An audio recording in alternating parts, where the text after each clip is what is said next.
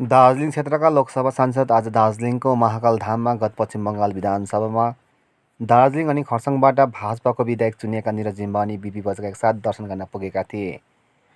उक्त समय डिएसटिभीसँग गरेको छोटो साक्षात्कारमा सांसद राजु विष्टले वर्तमान पहाडको निम्ति राज्यकी मुख्यमन्त्री सुश्री ममता ब्यानर्जीले दार्जिलिङ पहाडको निम्ति पुनः व्यवस्थामा सरकारी अधिकारीलाई नियुक्ति गरेको विषयलाई विरोध गर्दै राज्यकी मुख्यमन्त्रीले पहाडमा आफ्नो एकतन्त्री शासन कायम राखेर गणतन्त्रको हत्या गरेको छ भन्दै दार्जिलिङ पहाडका जनता जनार्दन साथै राजनीतिक नेताहरूले यसको विरुद्धमा एकजुट भई आवाज उठाउनु पर्ने बताएका छन्।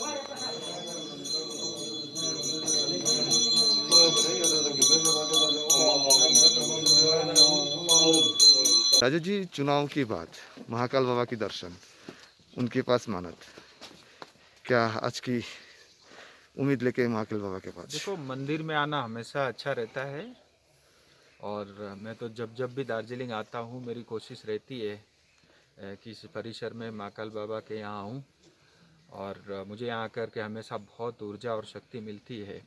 और आज भी मैंने उनसे यही प्रार्थना किया है कि ये जो कोविड का संकट है दुनिया में जल्द से जल्द ये ख़त्म हो और हमारी पहाड़ वासियों की जो भी उम्मीदें हैं, जो भी सपने हैं, जो कुछ भी वो चाहते हैं, उनकी सब मन की कामनाएं पूर्ति हो। और यही जो है मैंने आज भी प्रार्थना और आशीर्वाद मांगा है।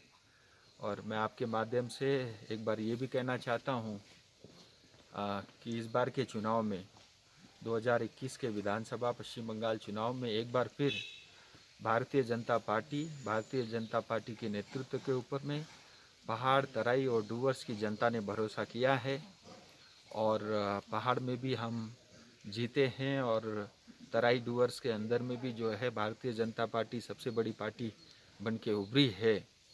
और ये दिखाता है कि पहाड़ की जनता को आज भी मोदी जी के ऊपर में पूरा विश्वास है और मैं इसके लिए आप सबका बहुत ऋणी हूँ और इसके लिए मैं पहाड़ की जनता को पूरा श्रेय देता हूँ क्योंकि ये जीत जनता की जीत है, गोरखा जाति की जीत है। और साथ ही साथ मैं अपने गठबंधन के सभी साथियों को उनको भी बधाई देना चाहता हूँ, उनका बहुत बड़ा योगदान है। और इसके साथ साथ हमारे गठबंधन के और भारतीय जनता पार्टी के लाखों कर्मठ कार्यकर्ता जिनकी कठोर मेहनत के कारण ये जीत हासिल हुई है, मैं उन सब का भी आभार व्यक्त करता हूं।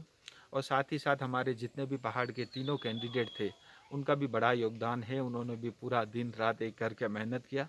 मुझे लगता है ये सब मिल कर के और ये जीत हासिल हुई है।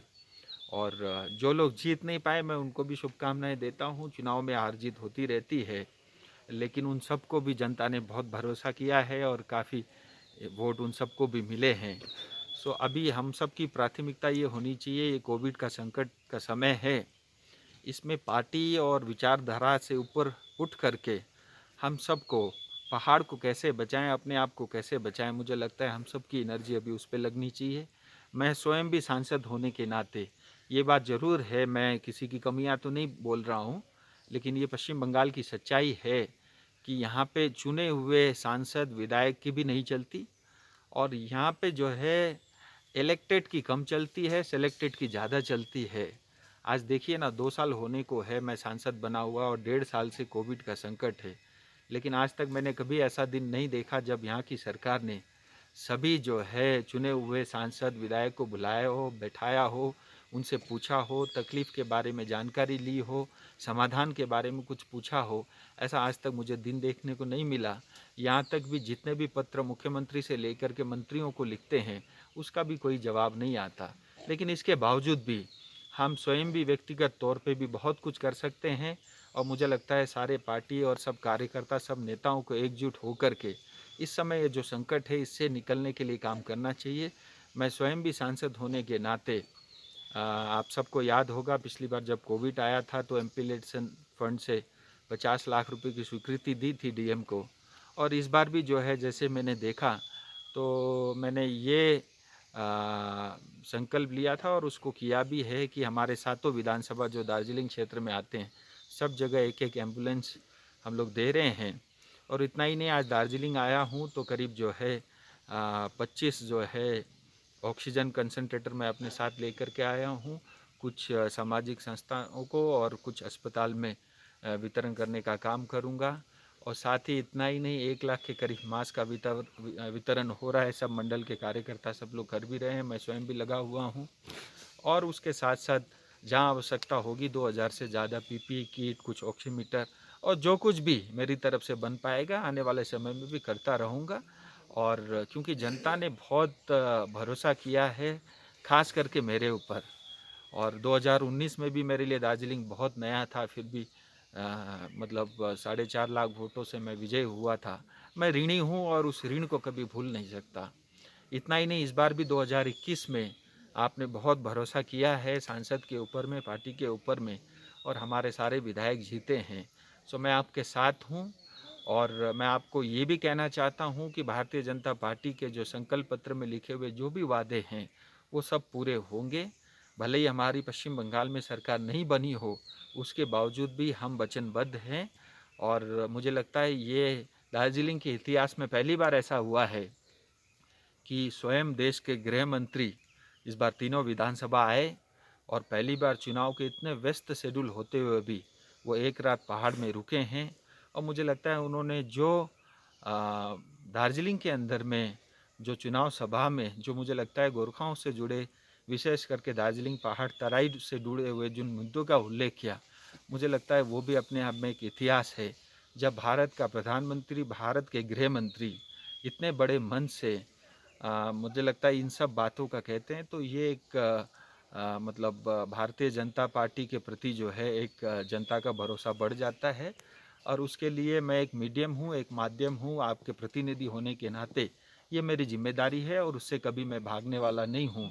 और मैं कोशिश करूँगा हमारे से जुड़े हुए, क्षेत्र से जुड़े हुए जितने भी मुद्दे हैं उनका जल्द से जल्द समाधान। राजीव जी, एक क्वेश्चन आ रहा है। देखिए, येस्टरडे आपको तराई क्षेत्र में, चोपड़ा क्षेत्र में आपका कुछ विक्षोभ प्रदर्शन किया गया था कुछ तत्वों द्वारा। साथ ही अभी जो हाल ही बंगाल में चुनाव परिणाम आया, आप लोग मान लिया, लेकिन दार्जिलिंग जिला में आपको 5 सीट आपको जनता आपको दिया। तो आखिर ये जो अभी कोविड सिचुएशन आफ्टर टाइफेटेड मीटिंग बुलाने के लिए आप कुछ कोशिश करेंगे? देखिए, एक तो मैं आपको बताऊं कि जब आज पूरी दुनिया कोविड के संकट से जूझ रहा है, कोविड आफ्टर बोला मैंने। लेकिन पश्चिम बंगाल फिर भी उसके अलावा जो है, जो पश्चिम बंगाल में हिंसा हो रही है उससे भी जूझ रहा है। और आप देखिए कि टीएमसी के गुंडे मतलब कितने उनको मतलब प्रोत्साहन मिला हुआ है कि एक जनप्रतिनिधि सांसद किसी थाने में एफआईआर करने जाता है, थाने का भी घेराव करते हैं। सो इससे ये बात स्पष्ट पता चलती है कि मतलब हमारी जनता किस तकलीफ़ में, किस मुसीबत में अपना जो है जीवन यहाँ पे जी रही है। लेकिन मैं आपके माध्यम से ये भी कहना चाहता हूँ कि भारतीय जनता पार्टी ये जो कुछ भी हिंसा हो रही है और जिस तरह का वातावरण पश्चिम बंगाल में तैयार हो रहा है, भारतीय जनता पार्टी, भारत सरकार पश्चिम बंगाल के जनता के साथ खड़ी है। किसी भी एक्सटेंट तक जा कर के कोई बड़े से बड़ा निर्णय भी लेना पड़ेगा, भारतीय जनता पार्टी पीछे नहीं हटेगी। हम 9 करोड़ से ज़्यादा पश्चिम बंगाल की जनता के साथ खड़े हुए हैं। रही बात ट्राइपेटाइट टॉक की, मुझे लगता है एक अवसर मिला है आज पहाड़ में, क्योंकि ममता दीदी ने इस बार अच्छी बात क्या की, उन्होंने किसी भी सेलेक्टेड, किसी पॉलिटिकल से जुड़े हुए किसी पार्टी के नेता को जीटीए का चेयरमैन नहीं बनाया। मुझे लगता है ये स्वागत योग्य कार्य है। अब उनको ये निर्णय लेने के लिए क्या बाध्यता रही होगी ये तो वो स्वयं भी जानती होंगी, लेकिन जो भी हुआ मुझे लगता है ये अवसर है। अब मैं तो ये कहता हूँ, चाहे बिमल गुरुंग जी हो, चाहे अनित थापा जी हो, चाहे विनय तामांग जी है, उन सबको भी प्रेशर देना चाहिए स्टेट को कि हम स्थायी राजनीतिक समाधान चाहते हैं। और मैं स्वयं भी गृह मंत्री जी से बात करूंगा कि ये समय, ये एक अवसर है कि जब जो है प्रिंसिपल सेक्रेटरी एक जीटीए चेयरमैन बन के बैठे हुए हैं, मुझे लगता है राइट टाइम है, डायलॉग स्टार्ट हो सकता है। और जो है स्टेट भी अगर उसके अंदर में भागीदारी लेती है, मुझे लगता है ये काम बहुत आसानी से और बगैर किसी तनाव के ये काम हो सकता है। सो मैं सबसे निवेदन करता हूँ, कृपया करके जीटीए के कुर्सी को हड़पने की होड़ में मत लगिए, क्योंकि आप जीटीए की कुर्सी के तरफ जितना बढ़ेंगे उतना आप जनता से और दूर होते जाएंगे। मुझे लगता है, मेरी निवेदन है सबसे, हम मिल करके स्थायी राजनीतिक समाधान की ओर बढ़ें। आप सब लोग तैयार हैं, हम तैयार हैं। मैं गृह मंत्री जी से बात करूंगा। ये कोविड का संकट 10-15 दिन 20 दिन जो भी लगे, उसके बाद मेरी प्रयास रहेगी कि केंद्र सरकार जो है स्टेट और यहाँ के रिप्रेजेंटेटिव को जल्द से जल्द स्थायी राजनीतिक समाधान के लिए बुलाए।